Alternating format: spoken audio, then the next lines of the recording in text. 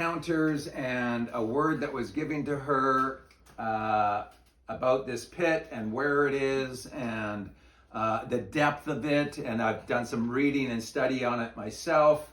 And so this is a location of this incredibly deep, deep cave. I mean, by far the deepest, I believe, in North America. And the very interesting thing about it, I think it was hidden by almost a residing glacier or something, where it was sort of frozen over, so nobody was really fully aware of it until 2018, when it sort of fully opened up. Some people found it and just saw it as an amazing thing. They began to do a little bit of research, beginning to realize how deep this thing was and all of that. And then all of a sudden, the government just shuts it down. Like literally shut down access to anywhere near it. And there's $1 million fine. You can actually read this on the side here, there. You know, somebody says, I just got out of jail for being unable to afford the $1 million fine for trespassing. Literally only made it to the mouth of the chasm before discovered by a stealthy position fish and wildlife officer. So this is quite something. Yeah, feel free to turn that off. I'm gonna zoom in on location, but just to give you a sense. So this is the picture here. Some of the pictures, and we have some others of these pictures as well. But so this location, and what is the place called, Mike? So Sarlacc Pit. Sarlacc? Yeah, but that's not being a full name, and I'm going to turn this so you guys can see here. If you didn't know it existed, how does it have a name? Yeah. Because the ones that found it gave it that name. So 5 years ago. But they named it because this is connected to something from Star Wars. Miriam's going to talk more about it. I was just trying to give you a sense of the where of this. Yeah. And literally, I was surprised that it came up on my Google search.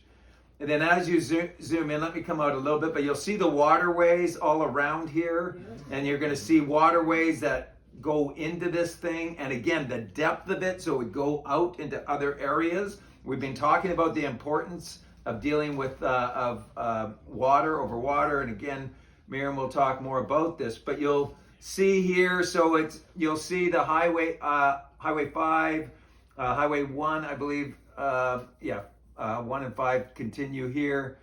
But yeah, so you'll see some of the areas, Thunder River, Blue River, you'll have Horsefly.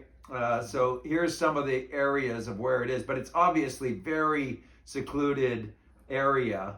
Yeah. Then as I begin to zoom in, you'll begin to see the actual pit. Whoa. And what it looks like. So this is interesting. And as soon as I began to look at it a little bit, the Lord said to me, this is somehow connected to Hades. Ooh. It just came to my mind out of nowhere. You hadn't even mentioned that, I don't think, at that point. And so... and I didn't know. Yes, right. And then so I give that to Miriam, and Melissa was sending some messages to myself and Miriam and saying, hey guys, this seems kind of, interesting, but there's an urgency to it, an urgency to begin to find out, and there's something that needs to happen soon, because it feels like there's something imminent coming if we don't engage. Mm-hmm. So that's why, and that I didn't know all of that until after the Lord said meet Sunday, right? So the urgency is high in the midst of what we're going to be sharing. And again, this is coming through some ministering angels that gave this word to about this location. As we begin to do some research, other pieces come. Miriam starts, the Lord speaking to her. I'm getting messages as well, as Melissa was, and beginning to put these things together to something fairly important. And so Mel had this encounter with angels singing with the sound of the shofar at midnight, and they called her to sound the alarm that something monumental is about to take place. And the Lord spoke to Mel and said, the cave that you saw and passed by in the news, you need to go back and investigate this cave. And she got up and she checked out this news article, and it was the Sarlacc Pit. And Mel has already mentioned to you about that. And so then she contacted Michael and myself and to pray into it. And I picked up the word children. And so she mentioned Sarlacc Pit. And so I did some research. And the beast Sarlacc is depicted in the movie Star Wars. And we know the enemy always likes to show his hand in some way. Sorry, this is coming right back That's on. good. Yeah, no, it's great. So this is the Sarlacc Pit, as you can see, very, very deep. It's the deepest cave, the largest in North America. And we didn't even realize it. It's very, very significant. And this is the Star Wars Sarlacc Pit. I think this is from the 80s. Yeah, It right. almost looks the same. And so it looks It's the the same. Return of right. the Jedi. Right, Return of the that's Jedi. the Return of the Jedi. So I wanted to put those two up so you It's can very see. interesting, It's isn't it? very similar. And that's why they called it the Sarlacc Pit, right? Yeah, because they when they first saw it from a distance, that's the image that came to mind was the Sarlacc Pit. And Exactly. of course, what that represents in the movie is interesting. So what is the Lord saying to us about this? The Hebrew numerical value for Sarlacc is 198, and this matches the name beast in the Hebrew. So Mel felt it referred to the beast in Revelation 17:8, and this is what it says: the beast which you saw once was, now is not, and yet will come up out of the abyss and go to its destruction. The inhabitants of the earth, whose names are not written in the Lamb's Book of Life, from the creation of the world, will be astonished when they see the beast, because he once was, now is not, and yet will come. But this, of course, is speaking of the beast in Daniel 9 and Revelation, which we've taught on, which is the AI beast. It's quite, it's enormous and wicked and so. But I felt the Lord say, research the gates of Hades from Caesarea Philippi, not knowing that the Lord had spoken to Michael about Hades, right? So we know that Michael has a call on his life to pray over the earth and the waterways to prepare for the great move of God in Canada and the reformation and the revival on earth as it is in heaven is our prayer. So we know that we must confess and repent as a nation under God for sexual perversion and the kidnapping and rape of children in this North American continent, which is bad, really bad. And we need to cleanse the land and the waterways of the shedding of innocent blood. And I'll show you, this is what he showed me. So this is Caesarea Philippi, is up here. And you will notice that the waters from Caesarea Philippi, actually you can't see the streams because some of them are underground, but some of them are over the ground, and that will be an interesting little video you'll see in a minute. And so the waters from Caesarea Philippi actually infiltrate every waterway in Israel, like that, right all the way down through the Dead Sea. So we must understand. Because it comes down, it flows that Down. direction. Absolutely. So this is the very north of Israel. This is like the furthest northern point of Israel. Yeah. And what happens into that waterway from Caesarea Philippi can infect Exactly. the whole waterway. And the water runs from Mount Hermon with the snow runoff and goes into Caesarea Philippi. And so we understand also that our next important assignment is to clean the water sources of Canada spiritually, and not knowing this was going to be coming up, right? Okay. And so you will see how the springs here, there's a place called the Grotto of Pan. See this? See that? Hole there? Is the Grotto of Pan, and it flows the Banias stream. It's called the Banias stream. It comes from out of there into all the waterways. Right, so this is Caesarea Philippi. Caesarea Philippi. Right. And the grotto, yeah. And so the Sea of Galilee, which flows into the Jordan, is a great water source for the entire northern region, fed primarily by three major streams, Dan, Sneer, and Banias. Major, right? So this is us, just February 14th of 2022. Carmen and I are standing. This is the Benai Stream. This is it. wow. This is the river right there. Yeah. And so we just wanted to show that because this exact river is right Right there. where we're talking If about. you go back a slide, Yes. back a slide, Mike. See, that's where they are. Wow. You see that? That's where she was. And go forward again. Yeah. And there it is. Oh, so, yeah, there it is. Yes. Yeah. See that? Nice. Right. So, yeah. Sorry. Yes. So archaeologists uncovered the shrine dedicated to Pan, right there, which relates related deities and all related deities, and the remains of an ancient city founded sometime after the conquest by Alexander the Great, and inhabited until 1967. And the ancient city was mentioned in the Gospels of Matthew and Mark under the name Caesarea Philippi as the place Jesus confirmed Peter's confession that Jesus was Messiah.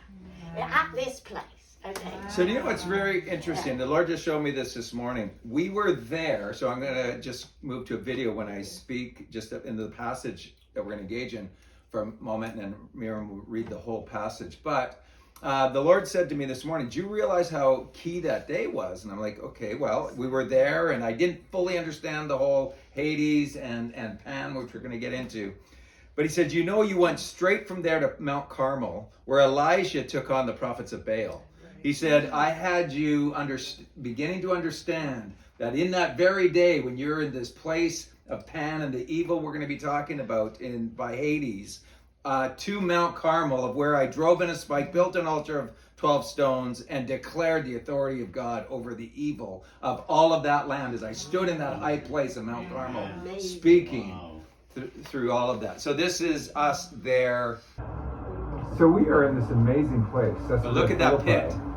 And here there were temples carved into the stone. You can see some of the niches on the wall and this whole location. It's an incredible place. We see this story in Matthew 16, verse 13, and it says, when Jesus came to the region of Caesarea Philippi, he asked the disciples, who do you say the Son of Man is? Caesarea Philippi is exactly where we are. This is in the very northern part of Israel, in this place here. Quite amazing to be here. Wow, that's amazing. Yeah. So read the whole passage. It's just amazing. So when Jesus came into the region of Caesarea Philippi, he asks his disciples, who do men say that I am, the Son of Man? And so they said, some say that you are John the Baptist, others say Elijah, and others Jeremiah or one of the prophets. He said to them, but who do you say that I am? And Simon Peter replied, you are the Christ, the Son of the living God. Jesus answered him, blessed are you, Simon, son of Jonah, for flesh and blood has not revealed this to you, but my Father who is in heaven. And I tell you that you, Peter, which is a stone, it means a pebble or a stone, on this rock, which is Jesus, I will build my church, and the gates of Hades shall not prevail against it. And I will give you the keys of the kingdom of heaven, and whatever you bind on earth, we got to bind this thing, all right? Come on. And shall be bound in heaven, and whatever you loose on earth shall be loosed in heaven. That's our assignment for this Sarlacc. And then he commanded his disciples to tell no one that he was Jesus the Christ. Just so you know, I just was listening. Friday night, Tim Sheets, Dutch Sheets, and Kuhneman were together to do a whole powerful prophetic gathering. The passage you started with is Isaiah 2:22 about, which is right tied to this, right, about the binding and loosing and the keys of David. Amen. And it just, I mean, a lot of people are beginning to engage in this in new ways. Okay. Yeah, so that was just, I just started to listen to that. So he's from showing Friday us night. something very, very significant, right? And so we believe that God is showing us that Sarlacc Pit in British Columbia is the gates of Hades for Canada and the nesting place of the beast of Pan. This is the beast of Pan. Okay, he's showing us. Okay, so this was the grotto of Pan. As you can see, it's very similar to Sarlacc. And next And that was slide. called Hades? Is that This is called, yes, the gates of Hades. This is it, right? right? Grotto So of that's Pan. why Jesus referred to it there. Yes, yes.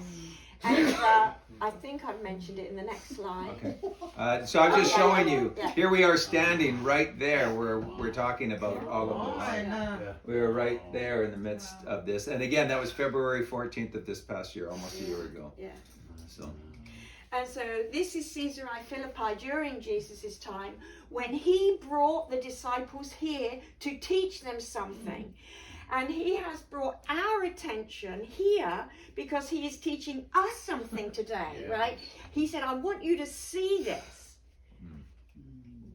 And so Pan was revered by the ancient Greeks as the god of isolated rural areas, which it is. This place is very isolated in British Columbia, right? oh yes.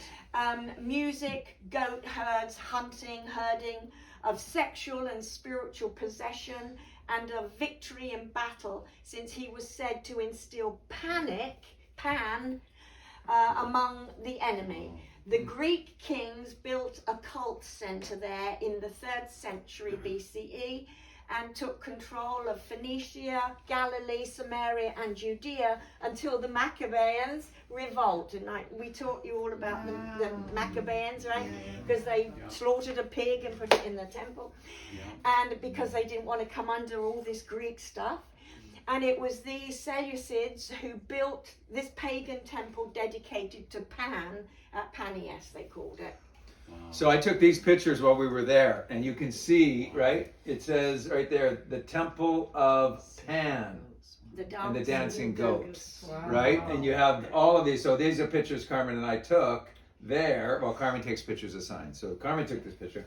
But sometimes they come in handy. So there you go. But anyway, so this sort of, this is Pan and this area right there in Caesarea Philippi is exactly what you were talking about. Yeah.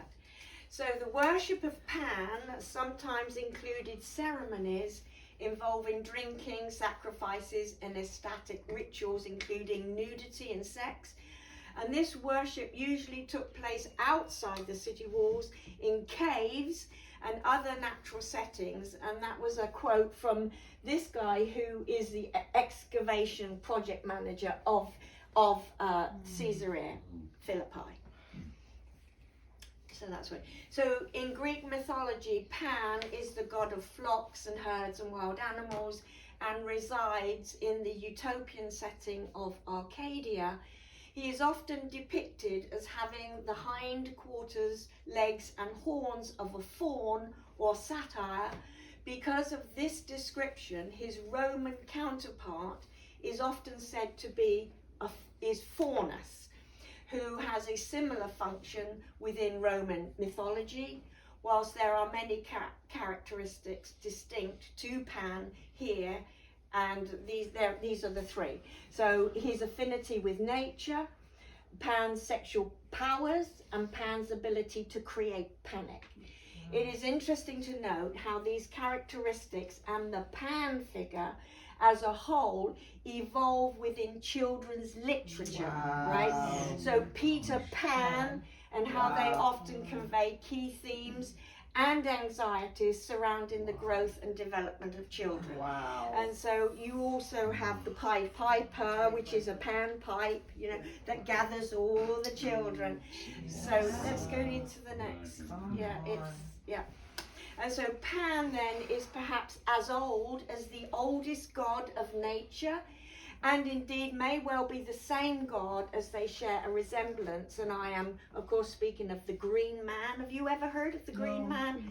Oh, so where I come from in North Devon, a place called Barnstable, the church in Barnstable had a Green Man festival. It was an Anglican church, and every year they celebrated the Green Man. They dressed up as a Green Man. They dressed up as Pan. It's called the Green Man. The personification of nature, and the oldest religious symbol known is the Green Man. So Pan is the root word for pandemic. So there's no, and pandemonium, right? Yes.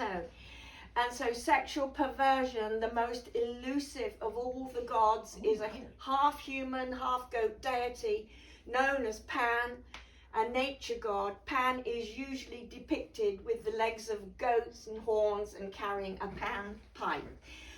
Pan is mostly forgotten in our modern world, a footnote in history, lacking the rich mythology enjoyed by most of the old gods. And yet Pan is pervasive in the collective unconscious, and we promote that into the children's unconscious. And he pops up in all sorts of unexpected places. So the Lord is opening our eyes to this, right? So the nature of the beast. Pan doesn't engage in power struggles. He doesn't fight the other gods. He's not really in charge of anything. And he lives down in the earth, not up on top of Mount Olympus with the other gods. So Pan acts more or less like the half man and half animal that he is, minding his own business and just doing what he does best, and that's sexual perversion.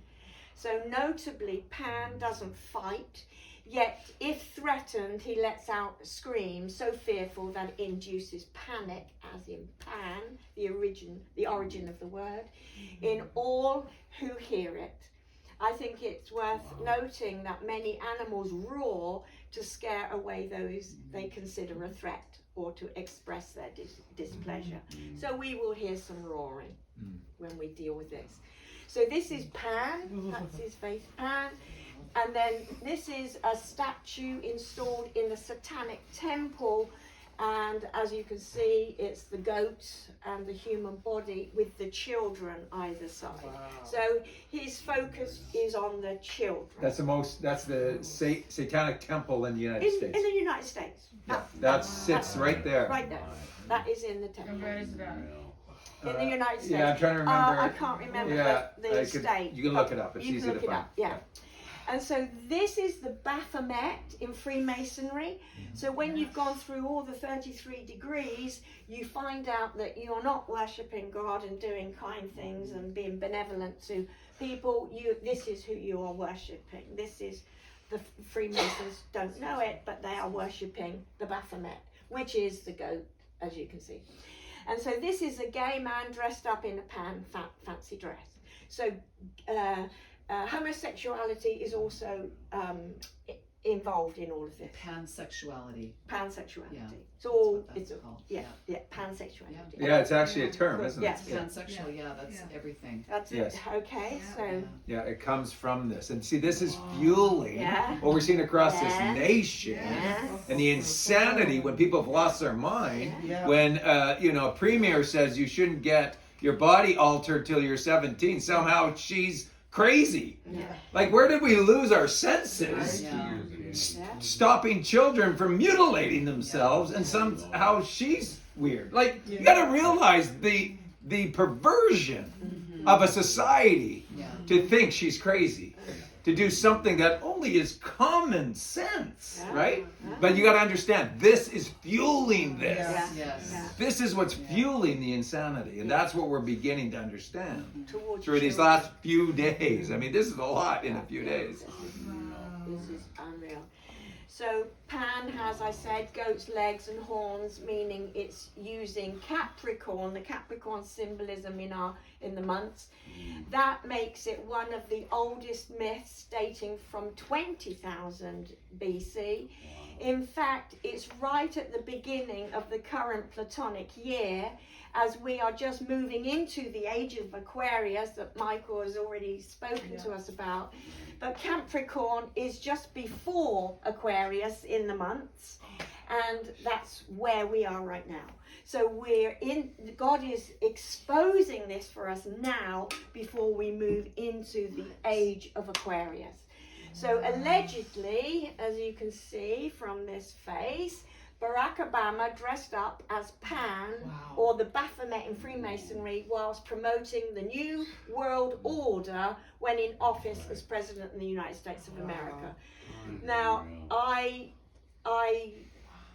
don't know. I said allegedly because We don't know that as a fact. you don't know, you know. Exactly. But So isn't that what caused But there's it? similarities there There's too. similarities. I know, because it's a black president. Yes, it is. Bothers me. You got It is. Anyways, yes. okay. So I'm just showing you stuff.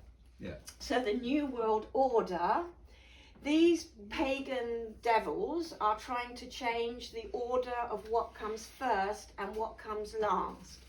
In terms of culture, homosexuality would be considered good and heterosexuality would be considered bad. Whoever is the strongest will become the law instead of all men considered equal under the law. The New World Order is turning the whole world upside down to put paganism first and the Abrahamic faith covenant last. So they are doing this by mass murdering millions through the vaccines and world chaos in order to change the consensus reality. They are calling it climate change as a code word, because the climate they desire to change is the cultural climate change.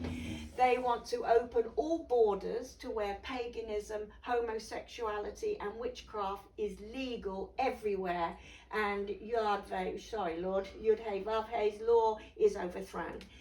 They even admit that their response to the virus hoax caused more death and chaos, and it caused pandemonium.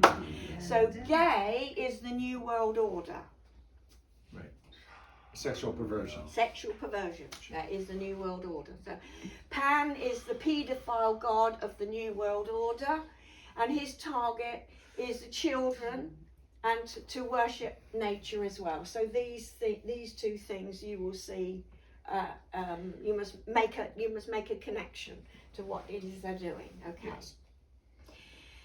So children's books that introduce Pan.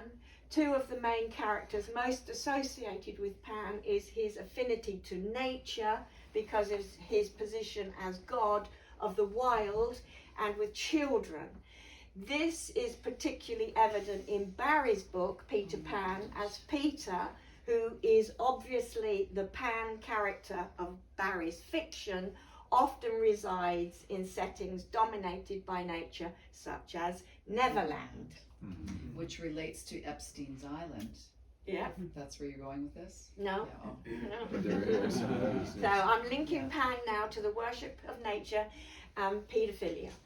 And so in the story of Genesis, Adam and Eve's nudity is symbolic of their uncorrupted souls and their innate primitive state.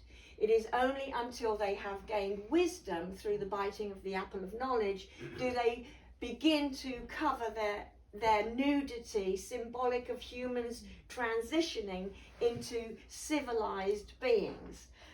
In the story of Kensington Gardens, which is a children's story that we have in England, it's like Peter Pan. Peter Pan figures in Kensington Gardens. That preceded the book of Peter Pan. The protagonist is naked and completely unaware of his nakedness when he approaches the girl. Peter Pan is indicating his innocent, pure, yet primitive existence. Evidently, Barry, the author of Peter Pan, has not only drawn inspiration from the original Greek Pan figure, but he has also combined this figure with Christian theology, creating a complex amalgamation of figures to convey the significance of nature. And Barry was a known paedophile, and little Peter Pan was his conquest. He was a little boy that Barry abused. So Michael Jackson, the Peter Pan of Hollywood, cute nose, look, eyes, mouth and chin. And this is a picture from his movie Thriller, and there he is. Pan is right there, right in the middle. And he had Neverland on his. And he lived in Neverland. Right, his property was Neverland. Yeah. Okay.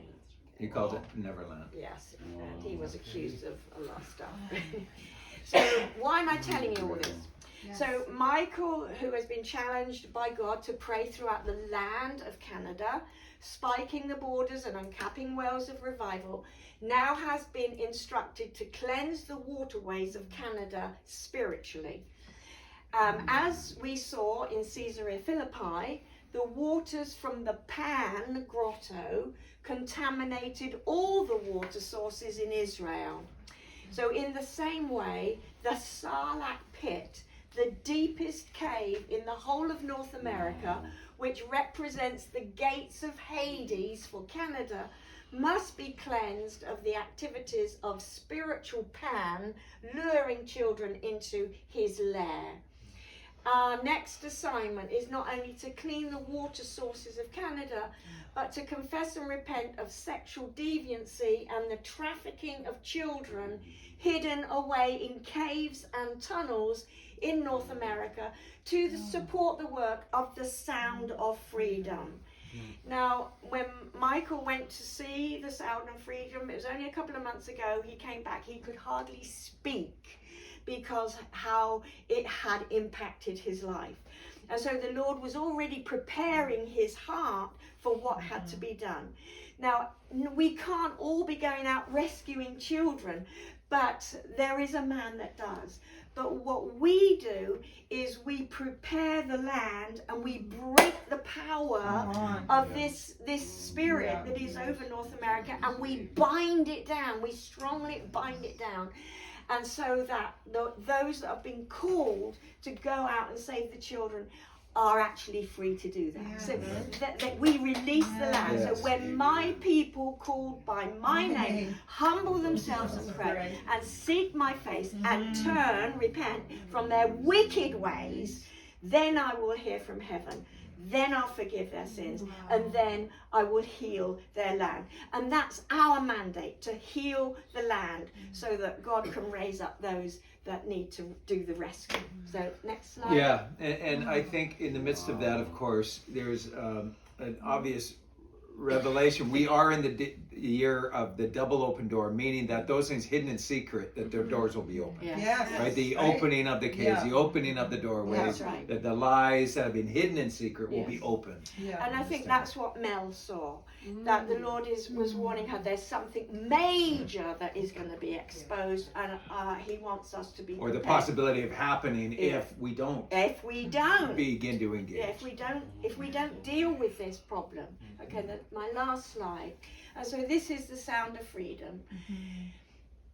And the Spirit of the Sovereign Lord is upon us to bind the brokenhearted, to proclaim freedom for the captives, and release from darkness the children, to proclaim the year of the Lord's favour and the vengeance of our God. So the land must be cleansed before Jim Caviezel can move forward with the Sound of Freedom to bind the strong man of Pan and rescue the children from sex trafficking. Amen. Amen. Oh my goodness. Yes. Who's I heard that there's somebody that's involved. I don't know if it's Jim Caviezel, who's now a mayor in Mexico. I don't think that's Jim Caviezel, but I don't know that. Yeah. I think I'm not. I think it was one of the people from the movie. I think it's one of the people from the movie Yes, that's right. that from the movie that he was in that did that. And of course, Jim Caviezel is carrying a torch because of the person he played in the film, who was the hero of getting some of those rescuing kids and doing all that. But he's now carrying the mantle of trying to get the word out to make people aware of that this is a major issue at a very high level. And if you know, we could have shown, I just saw one recently of a drag queen stripping in front of children. And their parents behind the children applauding and so excited. I mean, went to a little string bikini bottom in front of children. I mean, the perversion, like to think that somehow you are, at a next level of understanding because you're allowing your child to watch this perversion because that's helping them to be more caring and loving is insane. I mean, you got to realize, right? There's something so demonically infusing sanity to insanity. Is that like, how can that in anybody's world of sanity be okay?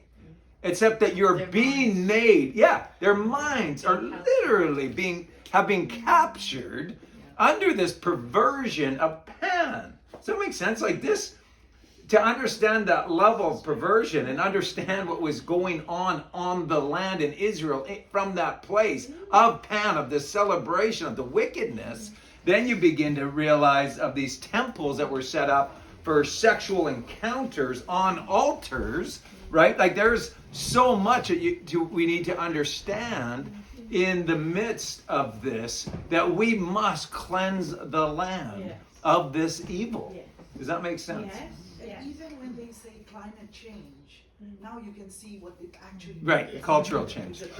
It really is, absolutely. They use it as form of fear, right? They always using fear. Pan is based on fear, right? So all of this is to elevate fear, pandemic, climate, we're all going to be burned up, in the next couple years if we don't stop driving our cars, whatever the insanity is. It's a lie, literally a lie. All of these things. And it really is to cause fear and control for the insanity to continue.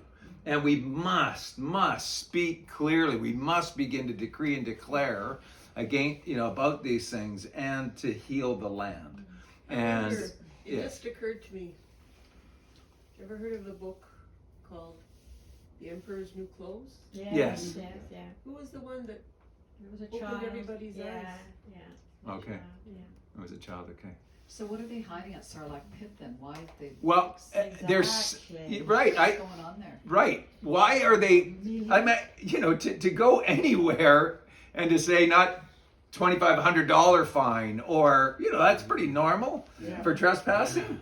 Has anybody ever heard of $1 million? Do you think there's a connection between the heavy-handed security over this and the Luciferian fascination by the elites of Canada? Of course. Yeah.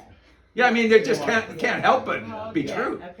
Put two and two Yeah, together. it just, I mean, what else would cause? And when they, even when I go to that, and I'll go to it again, but you'll see there, when you look at the map, they call it a temporary closure. No, they've not let people there for 5 years. I mean, or 6 years. They're intending nobody to have access to But this. this is just going to make people want to go there more. Yeah. Well, yeah, but again, it's not that easy to get to Oh, I for see. one. Yeah. It's not like you're just driving beside the highway and get out of your car.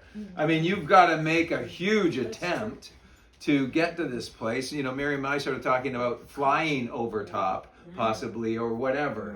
But, we're obviously taking this pretty serious. Yeah.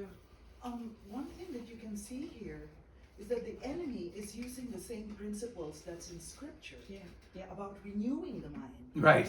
And then it becomes his will and all that. Yes. That's why our spiritual weapons Yes. would still be, it's not flesh, but it's also still the renewing of the mind, so we don't go there. Right. But it's a parallel thing, what he's trying to do Yes. with this climate change. You know, it's renewing our minds, Right. renewing the minds of the children, Yeah. so they become to think like he wants them Yes. to think, as compared to us renewing our minds with the word of Oh, God. absolutely. And fear, because as soon as you create fear in somebody's mind, their ability to think straight goes out the window. Right. There's Yeah. nothing that hinders thinking like fear. Right. So if you really want to manipulate thinking, inject fear and then tell them what to believe. Yeah. Does that make sense? Yeah. Because your common sense thinking, your thinking is almost non-existent. So you can get people to think anything. So one thing I do want to clarify here, you know, again, the perversion is off the charts. You know, I just read a statistic, and I don't know if it was for Canada or where it was, but just the numbers are important because it went from 17,000 kids 4 years ago who had, you know, brought up or wondered about transitioning. It's now 45,000. I mean, it's just 3 times about this whole concept of even thinking about it. Why? Because it's become so normalized. And really, if you are a bit of a loner in any way, if you want to have a nice club, you look at transitioning. Because all of a sudden you're famous. And you know, you've got a club and you've got people on your side and you get to go against your parents. You know, your parents aren't allowed to speak to you anymore, basically. I mean, right, you have to understand the perversion. The other thing I do want to say, the myths of understanding the perversion and the child pornography, the distortion of male and female and all of that. This isn't, from my perspective, and I'm sure Miriam's, this isn't attempted witch hunt about people struggling with their sexuality, right? People who are struggling with homosexuality. This is not about that per se. Does that make sense? Because we can get ourselves, too many Christians have been too ramped up on that being the major issue. And fighting people who have such severe trauma, who probably often most of them raped at young ages, and we're going to start yelling to them about going to hell. That's evil. We have to get our minds right as well. Because the enemy, when he can't hold you back on a subject, he wants to get behind you and push you. Okay? So let's keep the important topics. Okay, we're not screaming or coming against people who have severe trauma and struggling with their sexuality. That's not what this is about. Okay, we are fighting against the trauma that's being inflicted on children. That's causing them to grow up. So we absolutely want to fight that. You know, the ones that are causing this distortion. But again, you know, people struggling with their sexuality, that for me is not what this is about. Does that make sense? And so again, over normalizing or whatever, I'm just saying that's not my fight.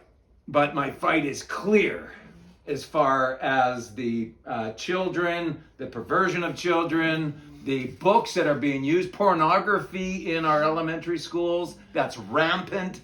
Then they say, yeah, but the teacher can decide, has full access. I mean, I've heard some stories about some classrooms and what's happening in the cloakrooms that the teachers don't want to touch. I mean, literally, I don't even want to say it. It's so perverted. But they're so normalizing sex at that age that they're engaging without a clue really what it means because they have books. I mean, it's just so distorting the reality in this day. Indigo. I don't know if you guys know the big box bookstore, Indigo. I showed you Miriam. Yes, They have an area. There's a whole women's section there. You know, they sell scarves and handbags and all kinds of stuff. And they have a kiosk right in there with sexual paraphernalia and you know, tantalizing, you know, preteens, you know, to explore themselves and enjoy themselves, you know, little box, little it's just so perverted. Become so normalized. I was just like beside myself. So that's what we're doing, right? This whole understanding of Pan, and you know, Miriam has put in a ton of work in the last few days. You know, literally, we just started to scratch the surface on Thursday.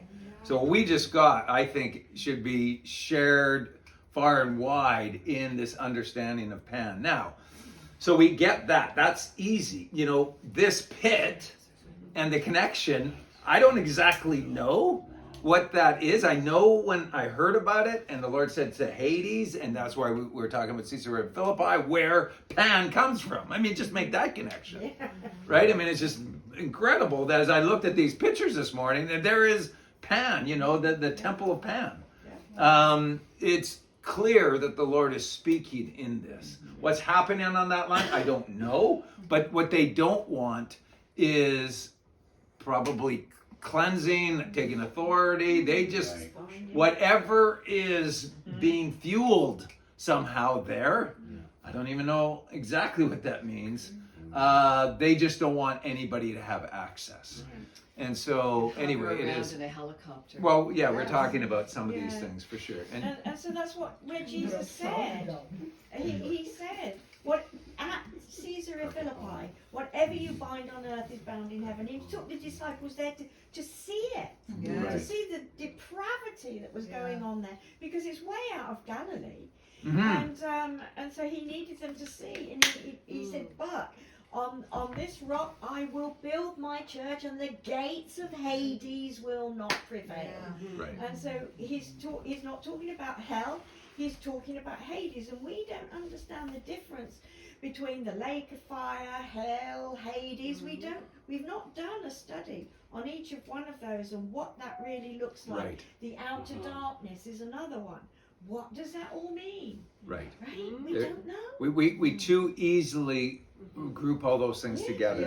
And there are differences. Yeah. And I think the Lord's beginning to want us to begin to look through that and begin to understand these things at a deeper level. Yes. Right? We are in Kingdom University, right? Like, we just can't take trite understandings. We have to go deeper. We have to engage, because we, and I'm not just saying just us, Kingdom Ecclesias around the world are through Christ the hope of the world. Yes.